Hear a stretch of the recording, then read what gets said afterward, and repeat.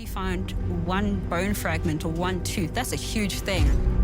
Now we have this discovery of 1,500 individual bone fragments. They're everywhere. It's amazing. And they're not human. A cave in southern Turkey lay closed under stone for thousands of years until recently, when researchers cleared its entrance. Inside lay a few small beads, thin bone points, and delicate tools. Who placed those items in a sealed chamber? Why cover the opening with heavy slabs? Did some objects travel from the shore or rise from nearby hills? Were makers skilled specialists or everyday people with skilled hands? What stories do these silent objects tell about work, travel, and ritual long ago? How they found it. Direkli.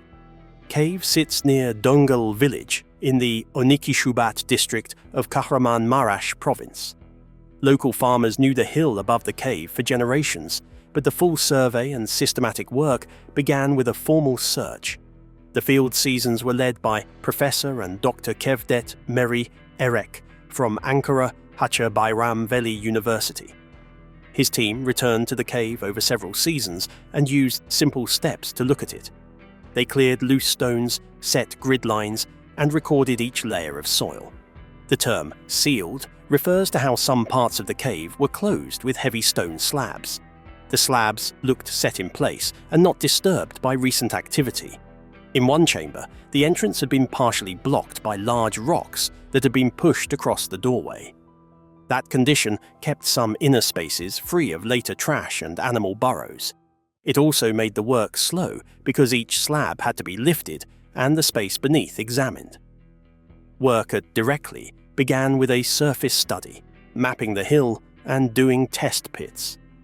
The researchers used hand tools and brushes to avoid damage. Each small object was wrapped and labelled in the field. The crew included students from Ankara Haça Bayram Veli University and staff from the Kahramanmaraş Museum. They worked with national museum curators to plan the removal and transport of fragile items. The project had interruptions. The region experienced strong earthquakes that affected roads and buildings in that area. Those events delayed some seasons and required them to move equipment and give priority to local safety. Despite the delays, they maintained detailed records and continued the study when conditions allowed. The lead archaeologist, Professor Erek, published short reports and spoke with some news outlets. He described careful steps and the goal to respect affected landowners. The search followed rules set by the Turkish Ministry of Culture and Tourism. The excavations used maps, measured sections, and existing information on where each object lay. That context is the key to how scientists read time and activity at the site. Those doing the work also worked to document previous work on the same hill. Earlier surveys and small discoveries had taken place in the area since 2007. Those earlier campaigns gave the team a basic plan and showed where sealed chambers were more likely. The long study helped avoid confusion between the recent disturbance and ancient closure. Fieldwork at caves requires patience. Small bone pieces and tiny beads can be missed by fast digging. The Direkli team moved slowly and scanned every loose block. When they found sealed chambers, they protected the openings and returned with measuring tools and cameras. Each stone slab that covered a space was drawn and measured before moving. That care made later lab work possible and allowed radiocarbon samples to be taken from clean layers. Workers, students, and museum staff of that area played key roles in the heavy lifts and the careful handling. The village of Dungal provided labour and personal knowledge. The team also coordinated with nearby institutions in Kahramanmaraş and Ankara for transport and storage. The careful chain of custody kept fragile objects safe and recorded their exact positions in the cave. Direkli is not the only site in Turkey where sealed rock features appear, but the combination of sealed layers and well-recorded context is rare enough to attract wider attention. The slow pace of work and the named team, led by Professor Kevdet Meri Erek, are the primary reasons scholars are now able to discuss specific small objects and their age with confidence. All steps were recorded perfectly for later review. But if Direkli's secrets were uncovered with such care, what other mysteries might still lie hidden beneath Turkey's ancient hills? The cave and its neighbours. The landscape around Direkli sits in southern Anatolia, where limestone hills and river valleys are common. That landscape holds many caves that record long spans of human activity. Okuzini Cave on the Antalya coast is one notable example. Archaeologists, including Ishan Yalçınkaya, Ismail Kılıç Kökten, and international colleagues such as Marcel Otte, worked at Okuzini and recorded long sequences of stone tools and animal bones. At Okuzini, the mouth was partly blocked by large blocks of stone that left lower layers sealed in places. Derinkuyu in Cappadocia is a carved complex rather than a natural cave.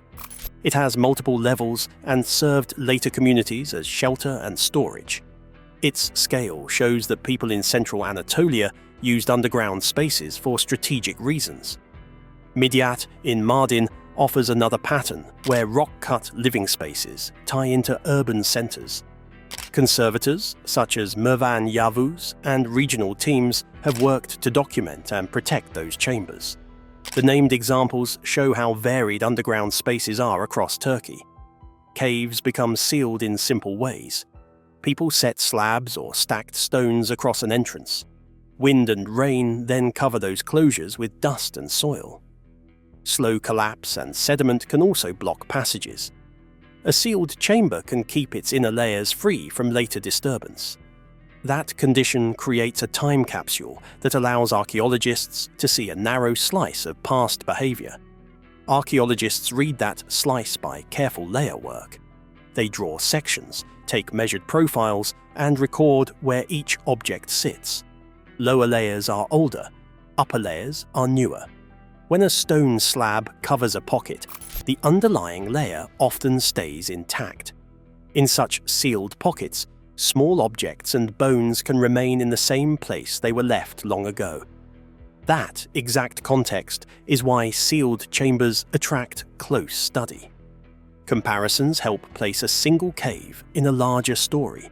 At Okuzini, the long sequence of tools shows repeated use across many years. At Direkli, the sealed pockets held a short list of objects in discrete positions. That contrast suggests different uses. Okuzini may reflect long, repeated occupations, while Direkli appears to include specific events such as burials or special deposits. Comparing the two makes the function of each space clearer. Field institutions support these comparisons. For Direkli, the Kahramanmaraş Museum and Ankara Haça Bayram Veli University coordinated transport and storage. At Okuzini, the Antalya Museum and University labs aided dated sequences and material tests. These institutions move field material to labs where teams perform radiocarbon dating, microscopic study, and element testing to locate raw material sources. That lab work turns a field number into an age and a material into a source region. The environment and ancient climate shaped human choices. During the late Pleistocene, cooler temperatures and changing vegetation pushed groups to shift where they hunted and where they sheltered. Some caves served as short-term camps near raw material zones. Others became places to leave objects with symbolic meaning. This mix of uses appears across Okuzini, Direkli, and other named sites. People living in that area often led archaeologists to cave openings. Farmers, shepherds, and elders in villages such as Dongul shared knowledge of stone mounds and old entrances. Their great help guided the Direkli team to the precise hill. Local workers also assisted with heavy lifting and careful handling during excavation.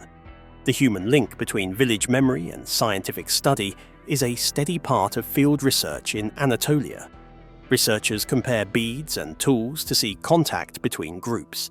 Lab tests can show if a bead shell came from the sea or a stone came from a distant hill.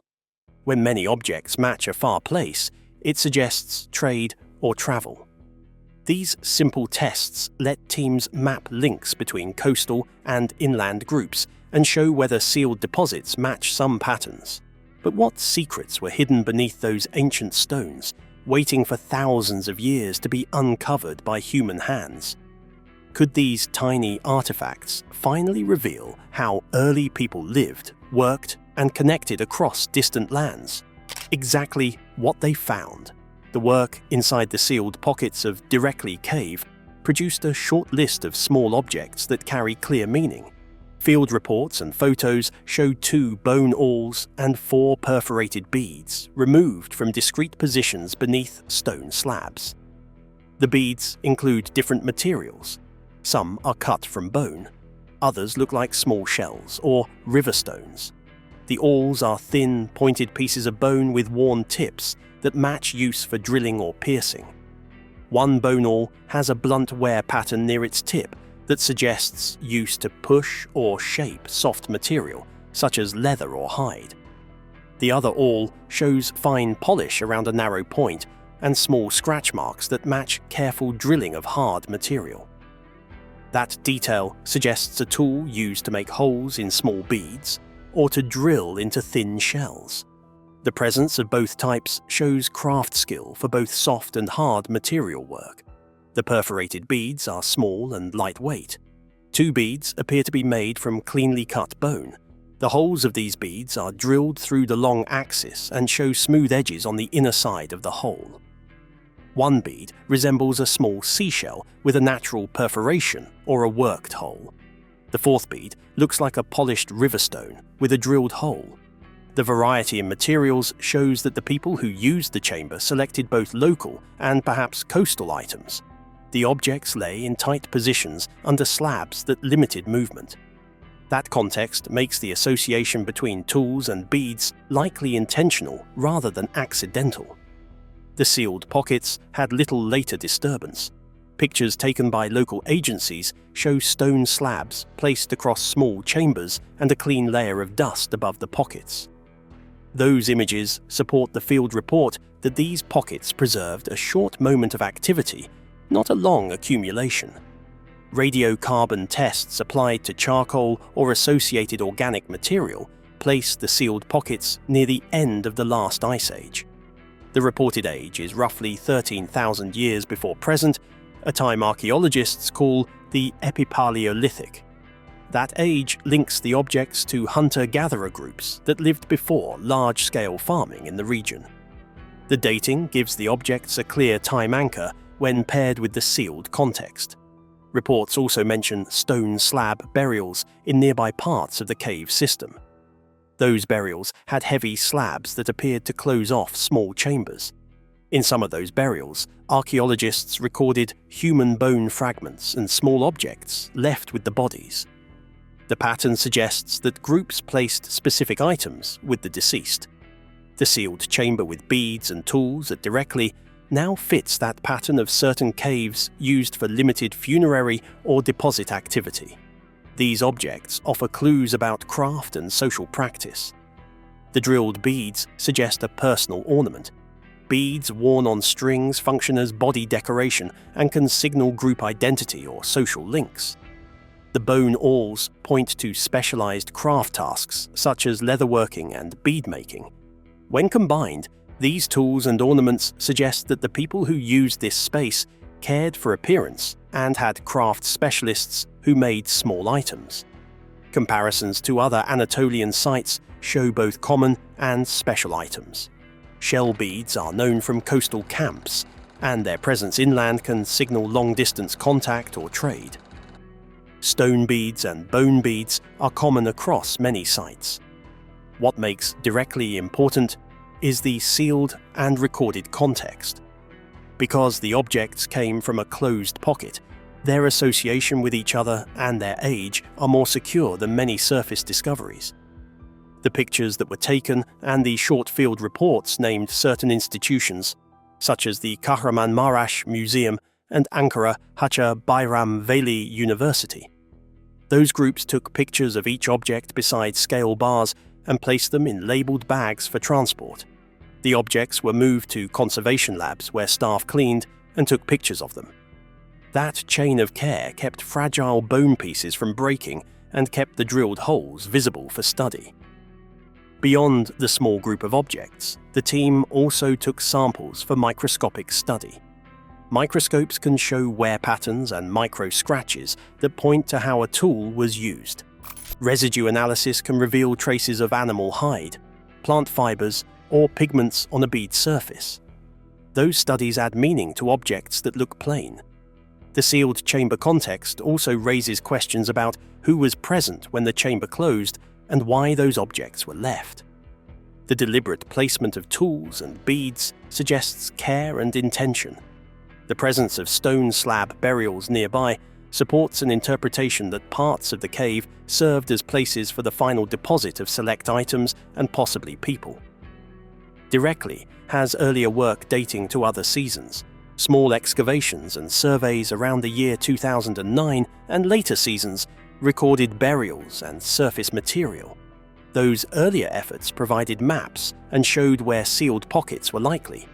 The recent season built on that earlier knowledge and used improved recording methods to make a clearer link between object, position, and age. The direct record from the cave gives many people who are interested in real material to discuss craft, social ties, and burial practices at the end of the Pleistocene. Each small object tells a simple story about skill and choice. The sealed pockets keep that story tight and easier to read than many other sites that mix materials across long spans of time.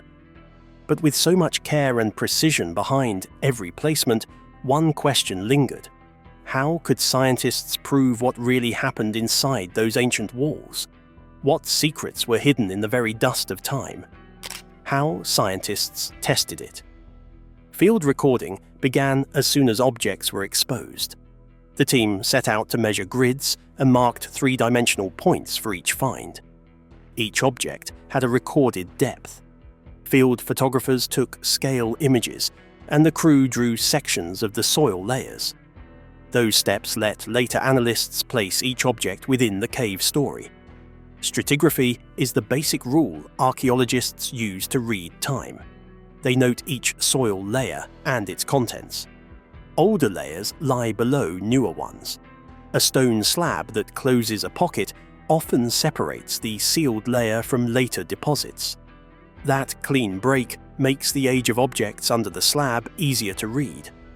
Radiocarbon or C14 dating gives a calendar range for organic materials.